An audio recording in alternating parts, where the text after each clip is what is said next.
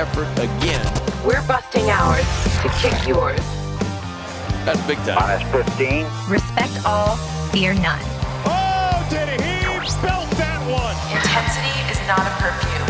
It was a no-doubter. 5, 4, 3, 2, 1.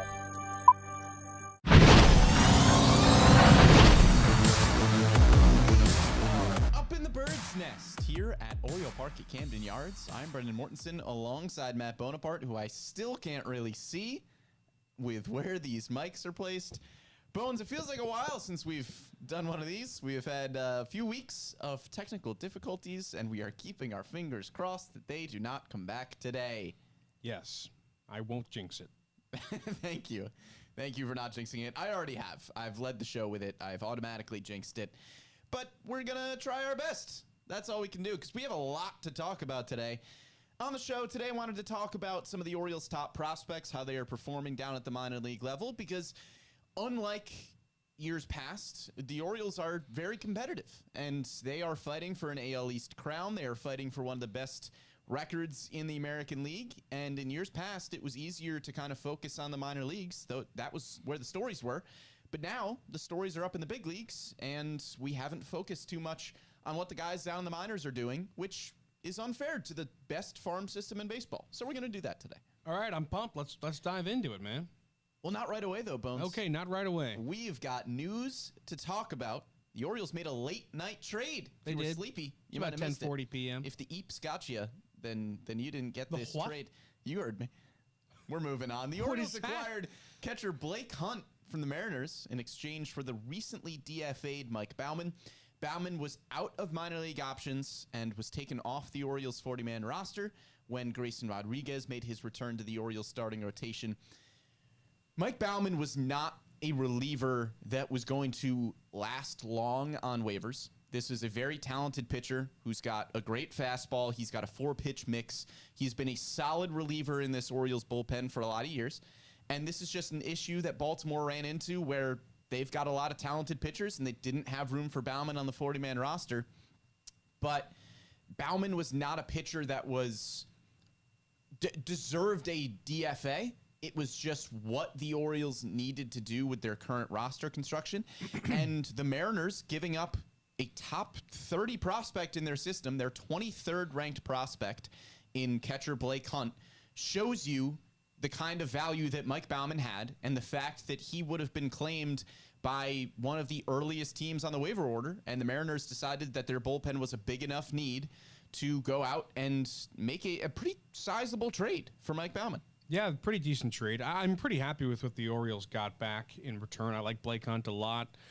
Catching prospect, like you mentioned, 23rd overall in the Mariners organization. I mean, this guy, he's got a 900-plus OPS in AAA. I mean, that's really nothing to scoff at. And another catcher for the Orioles system. They don't really need one. They have Adley Rutschman, as we all know. And they also have Samuel Basallo. But, hey, I mean, it couldn't hurt. Yeah. And, losing Mike Baumann, like you said, he wasn't going to remain on the roster. He was going to hit waivers, and he would have been gone. So to turn him into anything, I think, is a success, and to turn him into the 23rd overall prospect in the M's organization, I think is pretty good. Yeah, you were either going to lose Mike Baumann via waivers, or you were going to get something from him because you can still trade players after they are DFA'd. So the Orioles are able to get a solid catching prospect for Mike Baumann. And look, this isn't, I don't view this as much as you're adding to your catching prospects. I know he is still a prospect, but he is 25 years old. I'm viewing this more as you have upgraded your third catcher spot. Right now, the Orioles can call up somebody like David Banuelos as their number 3 catcher. He can be a taxi squad type of guy, and that's fine. But I don't think Blake Hunt really works into your future plans all that much because, as you mentioned, you obviously have Adley Rutschman, who is arguably the best catcher in baseball. You have one of the best catcher prospects in baseball in Samuel Basallo. He's well regarded as the second best catching prospect in the game right now behind Ethan Salas. So those two are clearly your catchers of the future. But Blake Hunt gives you a few different things. He gives you somebody who is big league ready. And James McCann is going to be a free agent after this season. Do the Orioles retain him? I don't know. He's a great clubhouse guy. He is a fantastic veteran presence. He is arguably one of the best backup catchers in all of baseball, if not the best backup catcher in baseball. So maybe the Orioles try to retain him. But if you don't, you have somebody in Blake Hunt who is major league ready. And scouts have said that he has incredible defensive instincts. He has a great acumen behind the plate. So where there are question marks with Samuel Basallo about his defensive ability, he's just 19 years old still. We need to see how he works with pitchers, how he calls games, how he develops as he continues to grow and fill out his massive frame. Blake Hunt is a very good defensive catcher by all of his scouting reports and, just his grades overall. So let's say Basallo comes up and in a few years, he's viewed more as a first base DH hybrid who can catch occasionally. Blake Hunt could be just a solid defensive backup catcher for a while. I absolutely agree. More than anything, you're improving your depth with this move at the catcher position.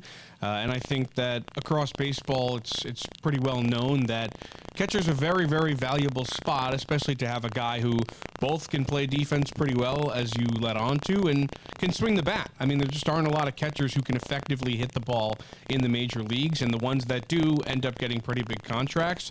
So to have a guy that's going to slot into your depth chart as your third catcher or your fourth catcher is pretty darn good if he can play as well as this guy. Yeah, this is solid depth, right? You're not making a move out of necessity because you need somebody outside of Adley Rutschman or James McCann. But this is a solid AAA catcher. We're going to get to some of the guys that are performing well for the Tides right now. Maverick Hanley is one of those guys too. Yep. But you are adding depth to that position.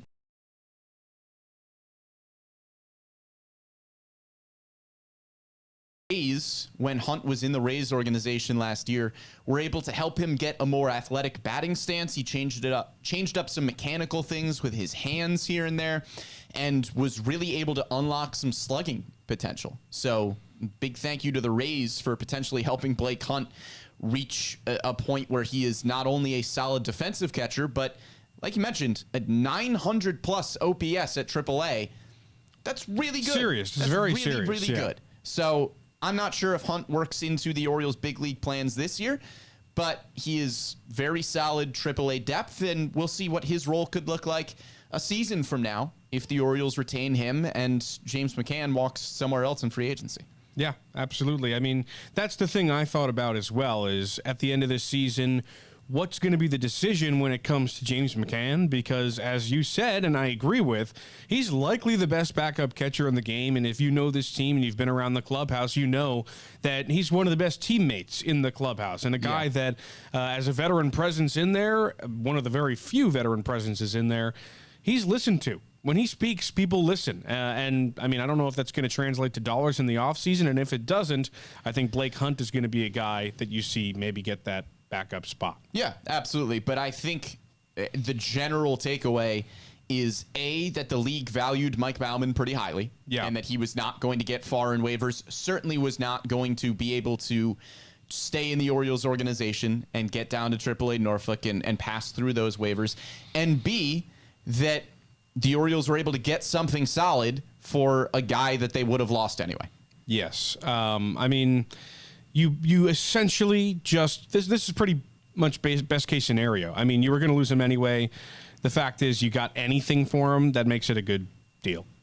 Yeah, absolutely. So solid move there by the Orioles, and we'll see what Blake Hunt is able to do with the Norfolk Tides as he was acquired and then optioned down to AAA.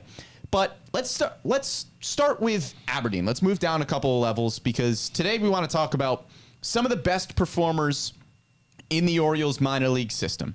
As we mentioned, the story is up at the big leagues. This is a team that is competing for the AL East, for one of the best records in the American League. And unlike years past, we haven't talked too much about the minor leagues, despite the fact that the minor league system is not any worse than it was a few years ago. With guys like Adley Rutschman and Gunnar Henderson, they have just been replaced with a couple of other top 25 prospects with players like Jackson Holliday, Samuel Basayo, Kobe Mayo, Heston Kjerstad, guys like that.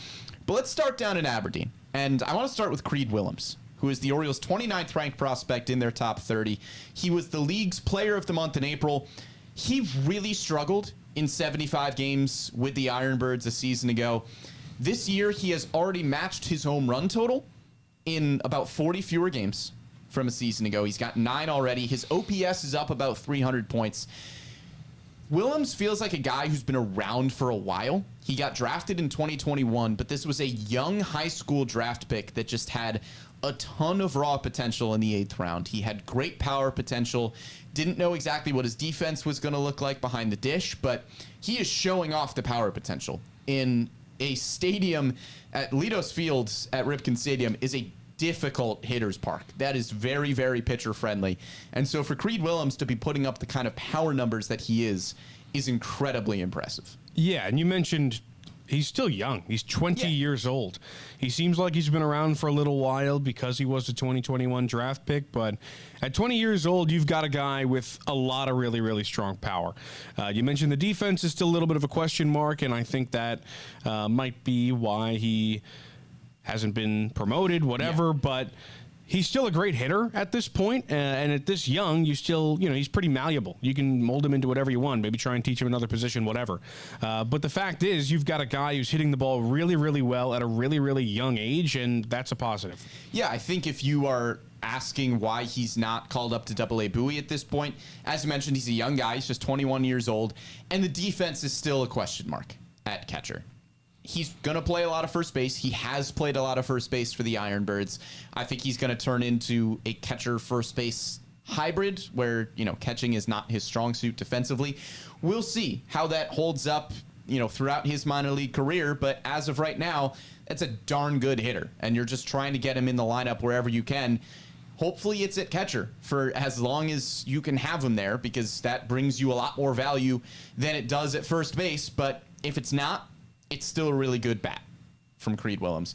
Another incredibly impressive performer, Matthew Etzel. He is not ranked in the Orioles top 30. 10th round pick last year. He's hitting 300, on base percentage over 400. He's played all 3 outfield positions and first base. He told me he put on 15 pounds in the offseason and got faster. And Matthew Etzel is just one of those guys that you look at right now. Saw him last year when he got drafted, and he was a pretty prototypical speedy center fielder. He was still a bigger center fielder body type, but you look at him right now, like, dude's a tank. Like, he went from a speedy center fielder to just an athletic, middle of the lineup, power hitter type of profile when you look at him. Etzel, again, a 10th round pick, you don't expect a lot, but he looks really good so far. Yeah, the thing with him, when I look at his statistics, last year he played really, really well. 21 games at Delmarva, a 930 OPS. You kind of wondered when he was going to slow down. I mean, he was a 10th round pick. This guy was not a highly touted prospect, but he just played really, really well. You're thinking, okay, flash in the pan, whatever. He has not slowed down at all whatsoever. And like you said, he's kind of kicked it up a notch. Yeah. And he's only really gotten better. The guy is he's hitting the cover off the ball right now. 295 average at Aberdeen, 838 OPS. I mean, he's absolutely been fantastic. But the thing that stands out to me is his speed. 20 stolen bases on top of all of that, which at that level is something that I look at almost not more than OPS, but I don't really care as much about your OPS when it's that low of a level. I want to see what you can do, and the fact that he's got both those things working with 20 stolen bases and an OPS above 800 means a lot to me. So I really love what that guy's doing, and he's definitely somebody to keep your eye on. Yeah, when Enrique Bradfield Jr. got drafted last year and we went to Delmarva and talked to that draft class, we asked a few guys kind of jokingly if there was anybody on the roster that they thought could beat Enrique in a race. Yeah. And a few guys unironically said Matthew Etzel, which is just the type of athlete that he is, as there is now some sort of alarm or something going off That's a in the noise. podcast room, which is new. I mean, of course, as we are trying to fight through all of our technical difficulties, of course this would happen. We're going to roll through it. Okay. Because why not? Hopefully it'll stop eventually. Maybe you'll just tune it out. Maybe. I'm trying to tune it out. It is proving difficult, but that noise is continuing. Let's move on. Past Matthew Etzel. Speaking of guys that you thought might just be sort of a flash in the pan and not continue to play well, Jalen Vasquez. Sorry, this is hysterical. This is hysterical. Of course this would happen. Tell me about Jalen Vasquez. Jalen Vasquez is a 20th round pick in last year's draft. And that dude's just playing. A 20th round pick out of North Greenville University last year. He was a South Carolina transfer. So this is a guy who went to the SEC his freshman year of college. He didn't really get the opportunities he wanted, didn't really get the playing time. Transfers to North Greenville University and then just absolutely tears the cover off the baseball. And he's got all the tools. He has an incredible plate approach. His on-base percentage is over 400. He's an athletic shortstop. He can play third base. He can play second base. You started at that time. You started laughing that time. I was holding it together. Third base. He can play second base. Jalen Vasquez, you want to talk about Etzel and how impressive it is that a 10th round pick is just continuing to play like that? A 20th round pick in Jalen Vasquez, who's just got a chip on his shoulder from not getting as many opportunities as he wanted in college. And that guy's just playing. He's got all the tools. The plate approach is great. The speed is great. He's a good athlete. I'm excited to see what he has. Sorry, I could hear Amy laugh. I could hear Amy laughing across the hall right there. This is about Jalen Vasquez, though. Yeah. I wonder how many 20th round picks actually have a chance at making the majors. Like, obviously, he's in high A right now. I'm not saying he's going to make the majors. I don't know what's going to happen. But I wonder how many guys actually turn it. Because assuredly, it is a total shot in the dark when you're picking a guy in the 20th round. Like, sure. Scouting goes into it, whatever. Well, we think that, but I know the Orioles. Well, I was just going to say, like, there's plenty of scouting that goes into it, but statistically, 20th round picks just don't pan out all that often. No. So I wonder, what is it that makes a guy like him have a chip on his shoulder, be able to show up and absolutely play, out of his skin and out of whatever his expectation was. He's, like you said, he's playing very, very well at 22 years old in high A, has an OPS closer to 800 than it is 700. Yeah. And I think there's something to be said about that. Yeah, and in talking to him, it was really just like, I'm just playing free. Like, he's kind of on borrowed time almost as a 20th round pick. This is not somebody that you would expect to contribute in the way that he has, and he's just doing it. And this, whatever is making this noise, continues to make this noise, and Jalen Vasquez continues to play well. We're going to keep pushing forward here. What if it's something we have to respond to? I sure hope not. All right. Well, at least the warehouse is made of bricks. Yeah. It's fine. Let's talk about some of the top prospects in the system that are with Aberdeen, because Etzel and Vasquez are unranked. Creed Willems just sneaks into the top 30. Those guys are performing really well, but how about some of the top draft picks from a year ago? Enrique Bradfield Jr. is the 5th ranked prospect in the Orioles system. Was dealing with some injuries for a while. He was out, I think, about a week and a half or so with an injury. Right now he's got an OPS over 700. The plate approach has been good. He's not striking out a lot. He's walking a good bit. He's starting to pick it up a little bit more, getting more extra base hits. It's not going to be a home run hitter, but he's hitting some doubles. He's hitting some triples. Look, Bradfield, the biggest question with him is always going to be the bat. He's got pretty much 80 grade speed, 80 grade fielding. Scouts have said that he could come up to the big leagues and be an everyday center fielder defensively right now. He is that talented. I believe that. Defensively. I really do. He is that fast. He is that athletic. And when he gets on base, he is a threat and a half. He's got 20 steals in 30 games already. Like, he's going to break records potentially with the amount of bags he's going to steal. The question is going to be the bat. And over the last few weeks, it has picked up. So in an organization that has had so much success developing hitters, I'm excited to see what the Orioles can continue to do with Enrique Bradfield Jr. As am I. I mean, I think that he has a couple, like you said, MLB tools with his glove and with his legs. But, the bat, that's what has to pick up for him. And I wouldn't really be alarmed. Look at that pun. I wouldn't be alarmed about the bat. Just 22 years old, high A. Like, he's got time to figure it out. You just went down, did a great interview with him talking about his first off season with the team. Yeah. What was that like? And he talked about, getting together with them and finding the best, plan of action to what is going to mold his game the right way, really being able to talk to the organization to see, how do we want to attack this? What kind of player, or how can I become the best player possible? And I thought that was pretty interesting. But also good. If you're an Orioles fan, you know that the organization is taking the right steps with their youngest and highly touted players. But, in terms of numbers, a 708 OPS right now, it's not like it's dreadful. It's not where you'd want it to be, but I'll take the 19 stolen bases in 26 games. I will, absolutely. Yeah. And he's playing really sound defense as well, and he's got a few triples, so there's that as well. Yeah, excited to see how that bat continues to develop. Matt Horvath, second-round pick last year out of North Carolina.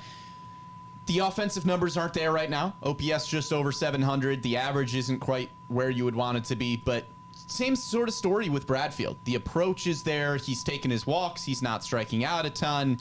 He's played second base. He's primarily going to be a third baseman. He's played corner outfield as well. You see Horvath and you see the tools, and you understand why he was such a high draft pick. That dude is a great athlete. Saw him down in Aberdeen, just taking some fielding drills. That is a heck of an athlete, and you can see why the Orioles are excited about him. I think the offensive numbers are going to come along. Doesn't have a ton of experience at that level thus far, but you can definitely see with Horvath that he put in a lot of work in the offseason. He's a great athlete.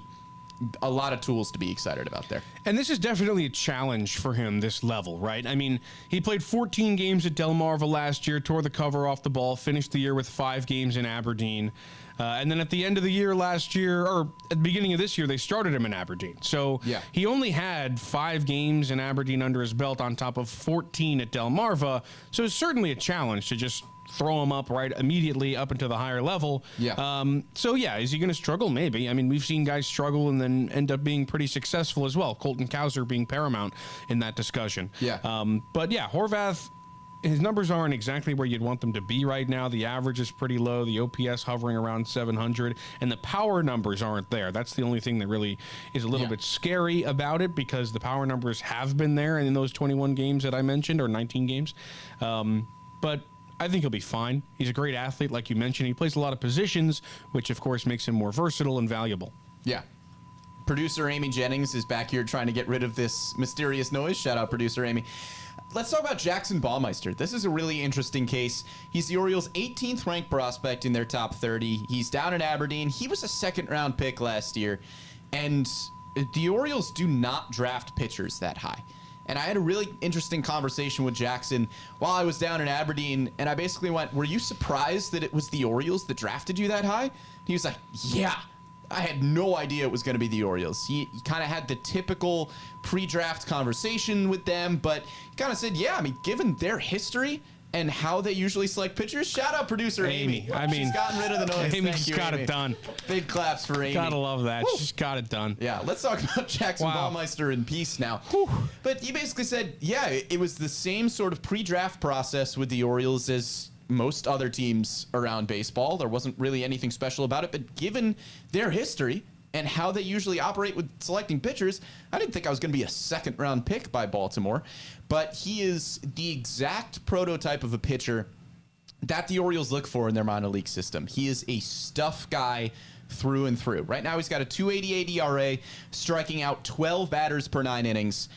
Obviously, needs to get the walks down. He's walking 7 guys per 9. That's why he's in Aberdeen and not in Bowie and Norfolk yet. This is still a very young pitcher, but kind of a similar archetype to somebody like Trace Bright, where they played at a good college program. Baumeister didn't even have great numbers in college, but the stuff was just so apparent that the Orioles felt like he was worthy of a second-round pick, and now he's performing well at Aberdeen. Again, got to get the command under control a little bit, no pun intended, but if he keeps those walks down, the strikeout stuff is there. And that's really exciting. To me, here's the thing about Baumeister. I mean, you look back at the draft from last year, and I think Orioles fans were of two minds. They either wanted to, get an outfielder, or they wanted a pitcher, right? There was a lot of people who were screaming starting pitcher in the first round. They wanted Chase Dolander, Rhett Lauder, Noble Meyer, one of those guys, Hurston Waldrop, which was the only guy available at their pick at 17. Orioles, of course, went Enrique Bradfield, and then they went with Baumeister in the second round to kind of fill that gap, which was a bit of a gamble. You decided, okay, we're not going to go for first-round talent on the pitcher, and instead we're gonna try a guy in the second round, and boy, has it paid off thus far. Baumeister has been absolutely tremendous at Aberdeen. You mentioned his numbers, that ERA below 2, the K per 9 above 12. I mean, this guy, he's everything you needed, and he looks like a first-round pick right now. So I think the Orioles hit a home run in that regard, so really paid off there, and the Orioles fans get their outfielder in Enrique Bradfield, and they ended up getting their pitcher in Jackson Baumeister, hopefully. Yeah, and if you need an example of a stuff guy that just needed to get the walks under control and is figuring it out a little bit, we're going to talk about Cade Povich once we get to the Norfolk Tides. So that is an example of somebody who was striking everybody out, had great stuff, and needed to get the walks down, and then he did. That's a good way to develop pitchers. Get guys with the stuff, teach him to throw it in the zone, and, Baumeister is well on his way to doing that. Let's go to Bowie, to Double-A. This is an interesting level because you kind of have the same draft class moving together a little bit, along with a prospect who is just so young and flat out should not be there. His Bones is really fighting a sneeze. I'm battling a sneeze right now. I mean, just battling. You were going through the trenches with that. Let's move through the Baysox pretty quickly here. We've got Dylan Beavers, who is the Orioles' 7th-ranked prospect. Hit his 6th home run of the season yesterday.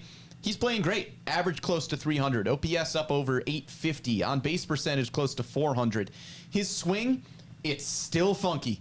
It is still a weird approach to the ball. Bring back funky swings. Look, it's working.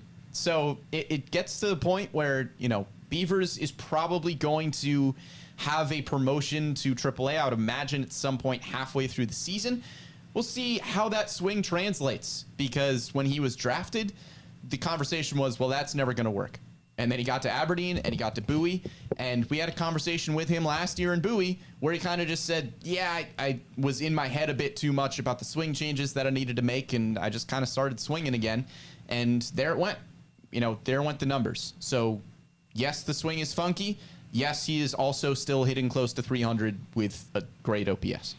Yeah, he was telling us about how it's difficult for him to take advice from people who don't understand his swing. And because it's a difficult thing to understand, because it is a funky swing. And it's difficult for him to work on it because the people who are trying to help him, they just don't quite grasp what works for him and why it works for him. So yeah, it's definitely a journey, his swing, for him, and he's going to have to make changes to it, and the organization wants to make changes to it.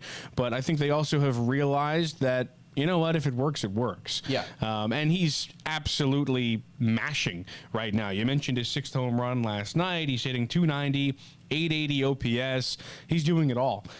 So another guy in the minor league organization that is really, really tremendous and has a lot of talent and should be a guy you keep an eye on. Yeah, has played some center field, probably profiles better as a power hitting corner outfield as his power continues to develop. And look, talk about the swing, and Beavers mentioned, it's hard to understand why this swing works for me. That's nothing against Orioles coaches. They're trying to make sure that he has a swing that translates to the big league. It remains to be seen whether that ends up happening, but, I think about somebody like Hunter Pence. Imagine how many minor league coaches tried to say that swing is never going to work, and then Hunter Pence had a great big league career just with a really, really funky swing. So it's possible that Beavers just makes it work, and we'll see how that ends up panning out. Another great outfielder with the Bowie Baysox, Judd Fabian. Yes. The Orioles' 12th ranked prospect in their top 30. He's slugging over 500. His nickname was Juddy Jacks in college for a reason. The OPS is right around 850. He's striking out more than you'd like, but I think you kind of take that with somebody who profiles to be the type of player that Fabian is, which is a power hitting outfielder. He's a little bit different in the sense that he is a good defensive center fielder. Yeah. And usually guys that are a little bit faster and can play a solid defensive center field don't have that kind of power. And kind of an anomaly in that way. And don't usually have those sorts of strikeout numbers either. But Fabian has that power, and he is displaying it at Bowie. He has more games under his belt than Beavers, so I wouldn't be surprised if Fabian is the first among this group to get a promotion to AAA Norfolk, but it's a very crowded outfield up there with the Tides, so you want to make sure that Fabian is getting everyday at-bats. He's kind of doing what I expected him to do, honestly. This was a very polished SEC college hitter, and he is performing like it. Yes, and with these guys playing so well, you are now running into the issue of the overcrowded AAA and AA that the Orioles have. You bring these guys up, and it's like, okay, now we're starting to lose spots here. Yeah, and they have to do something about it. And I'm sure, as Mike Elias has said in the past, he's thinking about it every day. But you're really happy to have this problem if you're an Orioles fan, because not only do you have incredible talent in the majors, incredible talent at AAA in the outfield, and you also have it in AA, and you have another guy in the way in Enrique Bradfield. So there's a lot of talent in the outfield for the Orioles, and Beavers and Fabian, I feel like, get lost in the crowd a little bit because of Kauser and Kerstad and Stowers and all the talent that goes with those guys' names. But they are really, really talented guys. And at 22 and 23, respectively, they're going to have their chance to make a difference in the majors at some point as well. So you love what you're seeing from those guys. I agree with you. I think they should both, they're on track for promotions. I mean, if they keep their OPSs above 800, I really don't see how they couldn't. And Beavers is flirting with 900. So both those guys have been playing incredibly well. And like you mentioned with Fabian, plays great defense too. Yeah, Max Wagner in that conversation with those two pretty often as well. As the Orioles' 14th ranked prospect. He's only gotten 6 AA games this season. He's dealt with some injuries. He looked great in a rehab assignment in Aberdeen. He's clearly above that high A level with the IronBirds, so we'll see what Wagner can do with some more AA experience. Shout out to TT Bowens, too. He's a bit older. He's 26 years old at AA, but he's just raking. He's hitting around 300, slugging 500. OPS is great. Not a top prospect given his age and the level that he's at, but just shout out to TT Bowens for hitting as well as he is. 2 more guys I want to touch on with the Baysox before we move on to the Norfolk Tides. Trace Bright is the Orioles' 16th ranked prospect. He was kind of our guy last year. Love that guy. In Aberdeen. 5th round pick out of Auburn in 2022. He's striking out 10.5 batters per 9. Walking 4 batters per 9, which is still not awesome, but it's better than it was before. He's given up too many hits right now. He's given up 10 hits per 9 innings, but the ERA is down at 3.25. So he's limiting the damage when he gets guys on base. We'd obviously like to see those hits come down, but Trace Bright, just another stuff guy that I think has a lot of upside. Yeah, I mean, when we talked to him last year, his K per 9 was above 13. Obviously, that's really difficult to sustain if you're not Nolan Ryan. So Trace Bright, I'm really excited to see what he can do with a little bit more molding. And his K per 9 was only in a neighborhood of Grayson Rodriguez and DL Hall at the time in Bowie. So I really like what we were seeing from Trace Bright, and he's not the only good pitcher down there. No, not at all. Would you like to talk about another one? Well, there are a lot of good pitchers that we haven't gotten to talk about today. Yeah. But Trey McGuff as well. I don't know if you had him on your list. Yeah, sure did. But just under 20 innings, a 1.83 ERA, but the whip at .814 is what I really like about this guy. And of course, the K per 9's at 11, and the walks per 9's below 3. So this guy is somebody you got to keep an eye on, too. He's absolutely fantastic. He is 26, so, he's a little bit up there in age.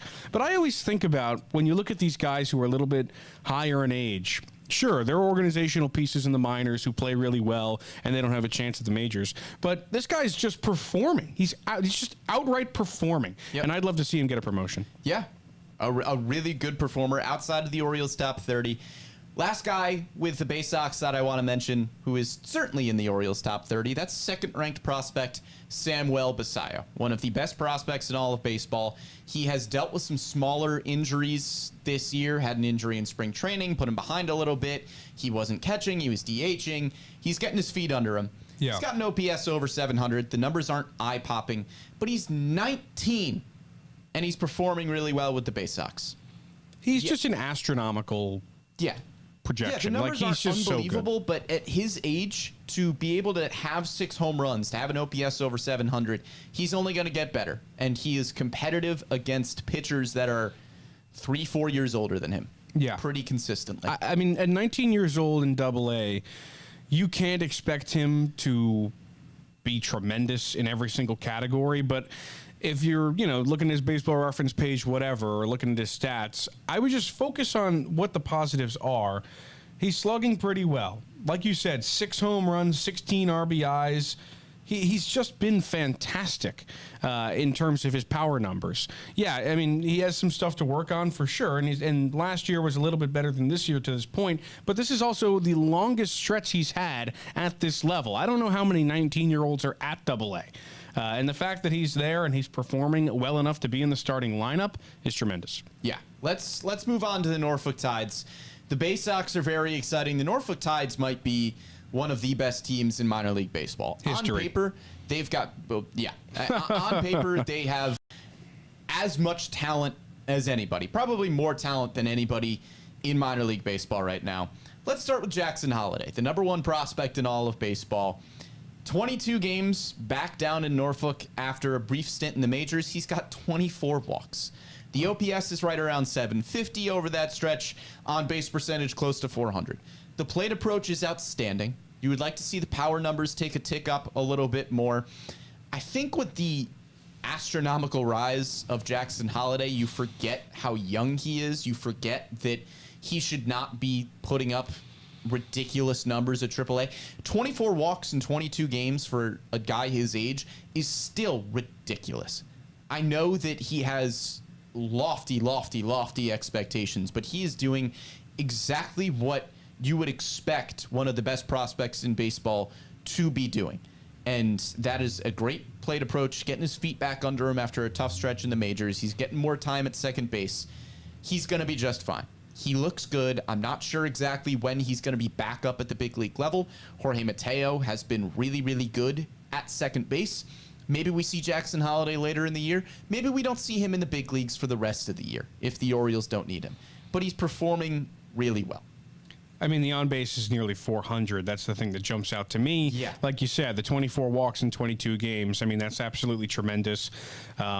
I think he probably suffers from the era a little bit. He's not a huge power guy. If this were 2011, I think he'd probably be starting just because his on-base is that ridiculous. But I'm sure he'll adapt and he'll play like, we've seen him play all year and all of last year, and he'll have his name in the conversation once again, and we'll be talking about, is there a spot, all over again. Yeah, he's getting some valuable defensive reps at second as well. We know that was a point of emphasis for Mike Elias, so encouraged with what Holliday has done since he was back down with the Tides. Kobe Mayo, the Orioles' third-ranked prospect. Really tough timing for an injury here for Mayo. Had an OPS over 960. Had just a really tough freak play where he's going to his right, out of play in foul territory. He's going for a fly ball. He's just got his head in the air, looking for the ball, and falls down the stairs of the dugout and breaks his ribs. He's going to be out for a few weeks with a few broken ribs. We feel for Kobe Mayo because that is just, obviously you never want a player to get injured at any point, but when he's playing as well as he has been, there wasn't necessarily a glaring spot open for him at the big league level, but you have to imagine that if he was playing that well week after week after week, you would have to start having the conversation of, okay, he's got to be here in one way, shape, or form. And now, unfortunately for Kobe Mayo, he's going to rehab from injury. Hopefully, he gets back as soon as possible. We're wishing him a speedy and healthy recovery, but just a really freak play. Yeah, I mean, it's tough. There's nothing you can do about an injury like that, and he was playing really well. I'm not sure if he, depending on an injury in the majors or not, he might have had a chance at a spot on the major league roster, but, I mean, it's just tough, and you don't know how long he's going to be out. Fractured ribs, that's really brutal. Yeah. You would like to see him improve the defense as well. He did have 9 errors in 43 games, which is a lot of errors. 3 of them came at first base. So you want to see him get that cleaned up. If there were question marks as to why he wasn't up at the big leagues already, it was the defense. He's got to be cleaner than 9 errors in 43 games. But hoping for a speedy recovery for Mayo, and hopefully we'll see him come back and continue to mash in the way that he has. Speaking of mashing, Heston Kjerstad, the Orioles' 4th-ranked prospect, just another top 25 prospect in baseball that we're talking about here. 2 more doubles last night. The OPS is over 1,100. Look, this isn't a AAA player. This is a fantastic, fantastic talent who is proving at the plate that he is too good to be there. This is, look, it's not a criticism of Mike Elias, because where are you going to put him at the big league level right now? I know there's been some struggles from the big league outfield. Cedric Mullins, Austin Hayes have been in slumps. Anthony Santander is not performing in the way that you would expect him to normally. But we saw Kjerstad at the big league level, and we saw the predicament of okay, you're facing a right-handed pitcher. You've got Adley Rutschman hitting left-handed. Santander hitting left-handed is your 2 switch hitters. Ryan O'Hearn, your designated hitter in there. Ryan Mountcastle was playing really well, so you didn't want to take him off of first base. It was just hard to find room for Kjerstad, but he is performing incredibly well with the Tides. He doesn't need to prove anything else. You would still like to see him improve defensively. He's continuing to get work in a corner outfield spot to try to get better there, but at least with the bat, he's got nothing left to prove. Yeah, I mean, at this point, it's all about a roster spot opening up for him. And you mentioned some guys are struggling, whatever, but you can't really, I mean, it's a very difficult decision to make to just bench a guy for a young guy, I don't really blame the front office or the management of the team for that or anything. It's a very difficult position to be in. And yeah, you've got great talent in a guy like Heston Kjerstad, who's just mashing at AAA. I think the stat was the first player to 40 RBIs in 30 games since they started tracking stats in 2005. Yeah, that's ridiculous. Ridiculous. Absolutely bonkers. And if Kobe Mayo hadn't gotten hurt, I think he'd be there right with him. He had 37 or 39. Yeah. So, yeah, I mean, tough. There's just really nothing you could do. I mean, we've been having this conversation for a long time about Heston Kjerstad, and all I can keep telling you is that he's still good. Yep, and another guy who falls right into that conversation is Connor Norby, the Orioles' 6th-ranked prospect, who is still somehow not a top 100 prospect. I'd like to have a conversation with the folks at MLB Pipeline and Baseball America, who do a great job with those top 100s, by the way. But the fact that Connor Norby has not been a top 100 prospect is weird. They're shunning him for no reason. For no reason, because he is an excellent, excellent ball player. He was 3 for 5 with a double and a home run last night. He's hitting 300. On-base percentage close to 400. OPS around 900. He's approaching 190 career games at AAA, which is a lot of games. He's still a young guy. He's just genuinely terrific. Yeah. If you just look at his numbers, you'd be shocked he was still in AAA.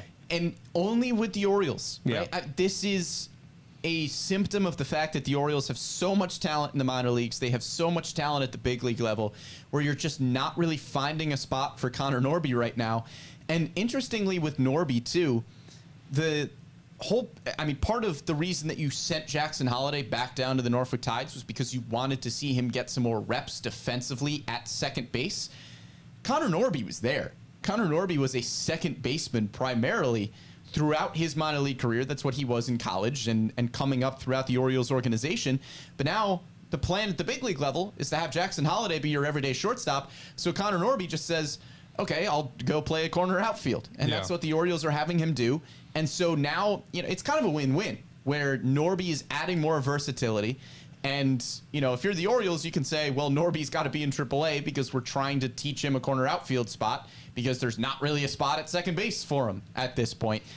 There's just not really a spot for him anywhere. But he is doing everything that you could possibly ask him to do.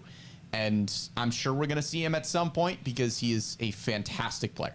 Yeah, and over the offseason, there was a lot of talk about maybe the Mariners try and make a trade for him. They had a hole at second base. They have so much pitching. Maybe the Orioles were going to try and go out and get Logan Gilbert, Emerson Hancock, one of those guys, Bryce Miller, Brian Wu.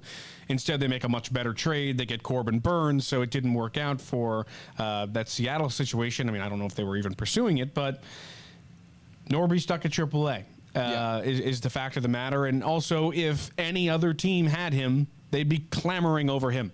They'd be like, when's this guy coming up? We need this guy on the team, whatever. Yeah. But, the Orioles have Jackson Holliday in front of him, and they have Jordan Westberg in front of him, and they have, now the entire outfield in front of him, and it's just a tough situation for him. This is a very similar conversation to what we were having about Joey Ortiz last year, who ends up getting traded in the offseason. So we'll see how that logjam ends up working out. Connor Norby's still just 24 years old. This is not a 26-year-old player at AAA Norfolk that is just there, and we never saw him in the big leagues, and we didn't know what we were going to do with him.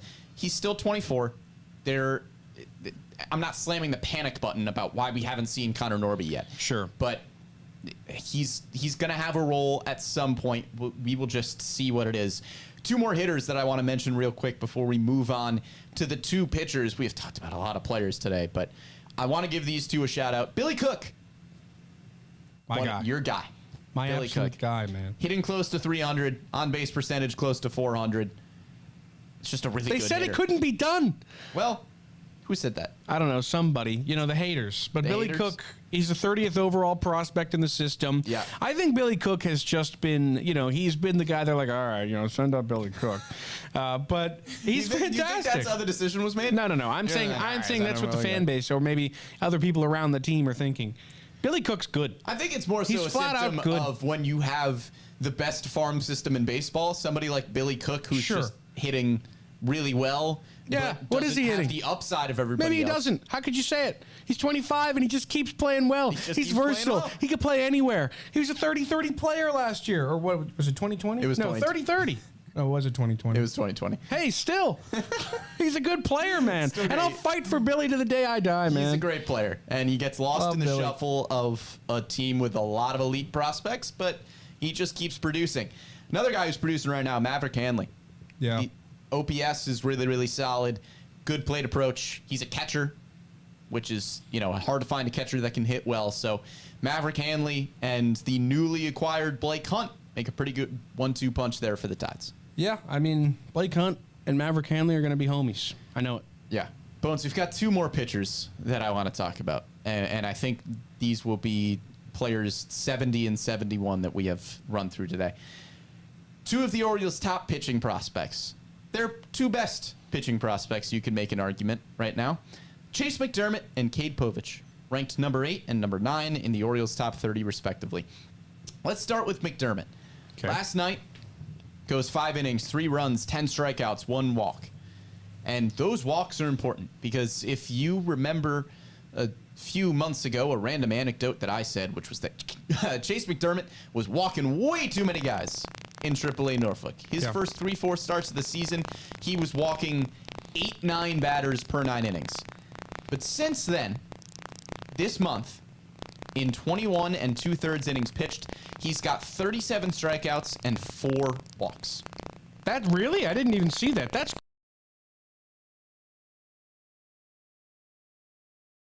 He is figuring it out. his K per 9 on the year is 14. Really good. Which is absurd. Yeah. So, I mean, I really like watching both Cade Povich and Chase McDermott, but I meant to say Chase McDermott pitch.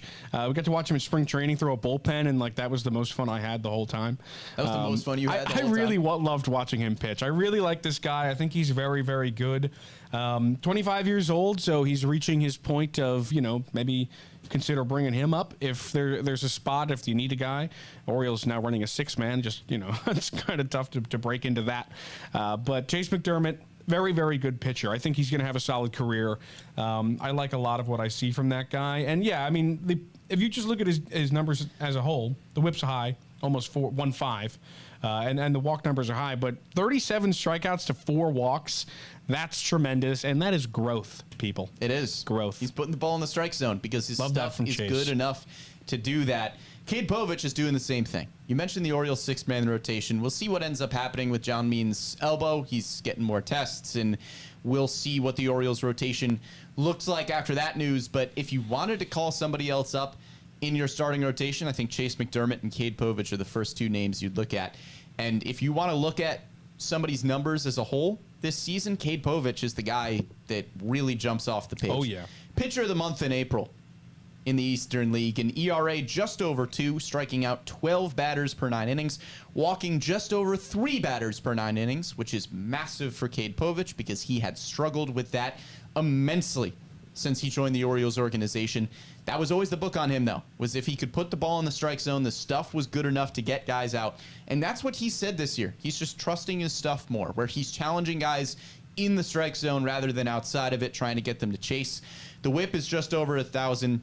He's ridiculously good. All he needed to do was cut down on the walks to put the ball in the strike zone, and he did it. I hope you feel vindicated, by the way. I feel so vindicated. I just want to give you your flowers, I have Brendan, been on this because podcast you have for years. You have. Since the Orioles acquired Cade Povich, saying that I thought he was the best pitching prospect in the Orioles system, that his stuff was going to translate at the highest level, and that if he put the ball in the strike zone, he would be a dude and a half, and he is. And I thank you for pointing out I got you, dude. that I have been on this train long before everybody else. But you're welcome to join the train with me. This was the best case scenario. I mean, this was everything you were hoping for with Cade Povich. The numbers were not pretty last year. A 4.87 ERA in Bowie, a 5.36 in Norfolk.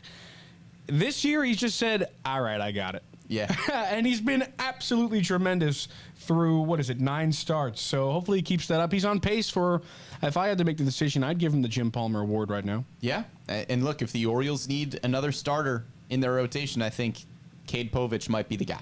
Absolutely. Whew. We just talked about a lot of minor leaguers. It's a lot of guys, man. That's because so many players are performing well. This is the #1 farm system in baseball for a reason.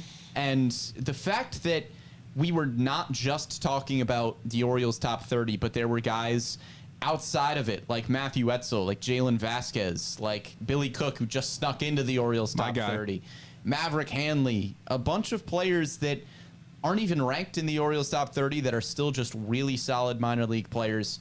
They are well deserving of their flowers as well. This depth is a big part of why the Orioles farm system is ranked as highly as it is. Of course, you have Jackson Holliday, Samuel Basayo, Kobe Mayo, the really, really high-end talents that help push this farm system to the next level, but the depth really makes it what it is.